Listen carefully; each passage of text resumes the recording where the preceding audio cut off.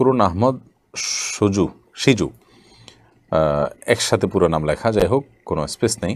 আপনি লিখেছেন nail polish দিয়ে দিলে কি নামাজ হবে? যদি কেউ নেইল পলিশ ব্যবহার করেন তাহলে নেইল পলিশ ব্যবহার করলে তার ফলে আলাদা একটা স্তর পড়ে যায়, আবরণ তৈরি হয়, যার কারণে অজু হবে না।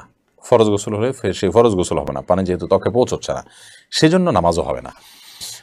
যদি কেউ কোনো নারী মাসিক অবস্থায় এটা ব্যবহার করেন তখন যেহেতু তার নামাজ নেই, করতে পারেন, তবে যখন তার নামাজ ফরজ হবে, নামাজ থেকে সুস্থ হবেন, তখন তিনি আবার এটা চেষে ফেলে দিয়ে তারপর যথারীতি অজু গোসল করে তাকে সালাত আদায় করতে হবে।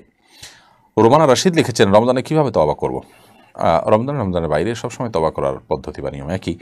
আল্লাহ সুবহানাহু ওয়া তাআলার কাছে নিজের কৃতকর্মের জন্য লজ্জিত হয়ে অনুতপ্ত হয়ে ক্ষমা প্রার্থনা করে অপরাধের জায়গা থেকে ফিরে আসা, আল্লাহর আনুগত্য করার সংকল্প করা, প্রতিজ্ঞা করা, প্রতিশ্রুতি আল্লাহর সঙ্গে দেওয়া, এটাই হলো তওবা। আপনি যখন অন্যায় থেকে ফিরে আসবেন এবং ইবাদতের পথ ধরবেন, ইবাদতের পথ অবলম্বন করবেন, তখন ইনশাআল্লাহ সেটি তওবা হিসাবে বিবেচিত হবে।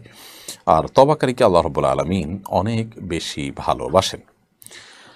এরপরে প্রশ্ন করেছেন এমডি জসিমউদ্দিন, আপনি লিখেছেন, না বুঝে মা বাবাকে অনেক কষ্ট দিয়েছি, ওনারা বলে কষ্ট পাই নাই, কিন্তু আমার মনে হয় ওনারা কষ্ট পেয়েছেন, আমার করণীয় কি? ভাই জসিমউদ্দিন, এখন আপনার করণীয় হবে মা বাবাকে সন্তুষ্ট করবার আপ্রাণ চেষ্টা অব্যাহত রাখা। মা বাবাকে সন্তুষ্ট করার যতগুলো ওয়ে বা পদ্ধতি হতে পারে সবগুলো আপনি অবলম্বন করবেন, এবং মা বাবাকে সন্তুষ্ট করার জন্য আপনি আপনার দায়িত্বের বাইরে গিয়ে চেষ্টা করবেন, অর্থাৎ যতটুকু তাদের প্রাপ্য তার চাইতে আরও অনেক বেশি করবেন। অর্থাৎ আপনার আচরণ দেখে যেন তাদের পূর্বের যে কষ্ট সেটা তারা ভুলে যান, এবং অনবরত আপনি আপনার ক্ষমা প্রার্থনা অব্যাহত রাখবেন, চোখের পানি ফেলে এমনভাবে চাইবেন যে বাবা মা বুঝতে পারেন যে সত্যি আপনি অনুতপ্ত। সেক্ষেত্রে তারা ইনশাআল্লাহ অবশ্যই মন থেকে মাফ করবেন। ফরিদ আহমদ, আপনি লিখেছেন, রমজান মাসে মারা গেলে জান্নাত নিশ্চিত এবং কবরের আযাব মাফ, কোরআন সুন্নাহর আলোকে এরকম কোনো কথা আছে কিনা জানতে চাই।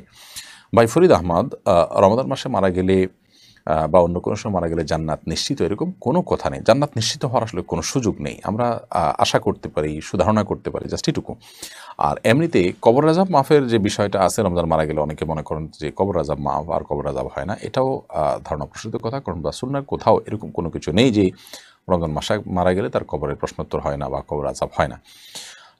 বিষয়টা নির্ভর করে মানুষের ব্যক্তিগত আমলের উপর, ইমানের উপরে। কারণ ইমান এবং আমল যদি সঠিক থাকে তাহলে সেক্ষেত্রে আল্লাহ সুবহানাহু ওয়া তাআলা তার প্রতি সদয় আচরণ করবেন, আল্লাহ তাআলা তার প্রতি রহমত নাজিল করবেন, সেটা যেমন সত্য। আবার রমজান মাসে মারা যাওয়ার পরও যদি কেউ বেঈমান হয়, বদআমল হয়, তার কবর আযাব হতে পারে, তার পাপের প্রায়শ্চিত্ত তাকে করতে হবে, সেটা ভিন্ন বিষয়। অতএব সেটাও সঠিক। অতএব একদিকে যেমন রমজান মাসে বা রমজানের বাইরেও যদি ঈমান আমল নিয়ে মারা যায় তো তার কবর আযাব মাফ হতে পারে, জান্নাতি হতে পারেন। আবার অপরদিকে রমজান মাসে মারা যেও কেউ কবর আযাব এবং জাহান্নামের মুখোমুখি হতে পারেন যদি তিনি বেঈমান এবং বদআমল থাকেন। অতএব বিষয়টা রমজান মাসের সংশ্লিষ্ট নয়। কোনো হাদিসের কোনো কথা নেই যে রমজান মাস মারা গেলে কবর আযাব মাফ। তবে রোজারত অবস্থায়, ইবাদতরত অবস্থায় রমজান মাসে কেউ মারা গেছে, এটা থেকে তার প্রতি সুধারণাতে করাই যেতে পারে যে তার মৃত্যুটা ভালো হয়েছে। যদি ইমানদার হয়ে থাকেন তিনি, তাই তার মৃত্যুটা ভালো হয়েছে সেটি আশা করা যায়। এমডি খোকন মণ্ডল, আপনি লিখেছেন, ইমামতি করার বিনিময়ে কি অর্থ গ্রহণ করা জায়েজ? দেখুন, ইসলামের যে সমস্ত বিষয়গুলোর জন্য কিছু মানুষ নিজেকে অবসর করে না রাখলে ইসলামের মৌলিক বিধিবিধানগুলো পালন করা সম্ভব হবে না। যেমন দ্বীনি বিষয়ে শিক্ষাদানের জন্য কিছু মানুষ যদি নিজেদেরকে অবসর না করেন, অর্থাৎ এই কাজে নিযুক্ত না করেন নির্দিষ্টভাবে, তাহলে সেক্ষেত্রে মানুষের দ্বীনি শিক্ষাটা বাধাগ্রস্ত হতে পারে। ঠিক একইভাবে ৫ ওয়াক্ত ফরজ নামাজ, এটার প্রতিষ্ঠা করা সবার উপরে কর্তব্য। এটার জন্য কিছু লোক ইমামতি, মুয়াজ্জিন এগুলোর জন্য যদি নিজেকে অবসর না করেন, তাহলে সেক্ষেত্রে দায়সারা হলে দেখা যাবে যে ইমাম পাওয়া যাচ্ছে না, মুয়াজ্জিন পাওয়া যাচ্ছে না, ঠিকমতো মসজিদে আযান দেওয়া হচ্ছে না, এবং মানুষের এই মৌলিক ইসলামের ফরজ বিধানটি পালন করা কঠিন হবে। এই সমস্ত ক্ষেত্রে উলামায়ে কেরাম পারিশ্রমিক গ্রহণ করা জায়েজ বলেছেন, দ্বীনি শিক্ষা দিয়ে ইমামতি মুয়াজ্জিনি করি। যার কারণে সারা পৃথিবীর সমস্ত উলামায়ে কেরাম একমত যে ইমামতির বিনিময় গ্রহণ করা জায়েজ আছে। এবং খোদ আবু বকর ওমর রাদিয়াল্লাহু তাআলা আনহু, ওনাদের সময় আবু বকর রাদিয়াল্লাহু তাআলা আনহুকে ইসলামী রাষ্ট্র পরিচালনা করে সে রাষ্ট্রের কোষাগার থেকে বেতন ভাতা নেওয়ার অনুমতি দিয়েছেন ওমর রাদিয়াল্লাহু তাআলা আনহু সহ সিনিয়র সাহাবায়ে কেরাম। কারণ তিনি যদি নিজের সংসার চালাবার জন্য অন্যান্য কাজে লিপ্ত হতেন, তাহলে সেক্ষেত্রে ইসলামী রাষ্ট্রের যে কাজ সেটি বাধাগ্রস্ত হতো, ক্ষতিগ্রস্ত হতো। ঠিক একইভাবে ইমাম মুয়াজ্জিনদের বিষয়টিও।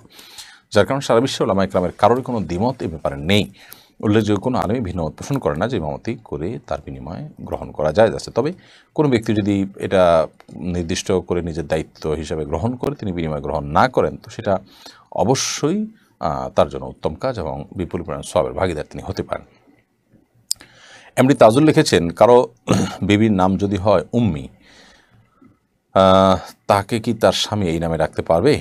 শুধু উম্মি তো কারোর নাম হতে পারবে না, উম্মে অমুক, উম্মে তমুক এরকম হতে পারে। তাহলে সেক্ষেত্রে তখন হবে অমুকের মা, তমুকের মা, তাহলে সেক্ষেত্রে সে নামে তিনি রাখতে পারেন। শুধু উম্মি শব্দের অর্থ হলো আমার মা।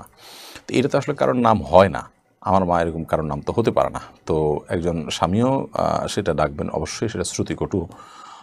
এরকম যদি কারোর নাম থেকেও থাকে তাহলে সেক্ষেত্রে তার আগে পরে কিছু যোগ করে অথবা পরিবর্তন করে স্বামী ডাকবেন, কারণ এটাতে শুনতেও স্মৃতিকটু যে আমার মা স্বামী বলছেন। যদিও স্বামী সেই উদ্দেশ্যে মায়ের মতো হারাম সে উদ্দেশ্যে যদি না বলেন তাহলে সেক্ষেত্রে এর কারণে তাদের মধ্যে বিচ্ছেদ হয়ে যাবে না, তবে এভাবে ডাকা অবশ্যই অনুচিত।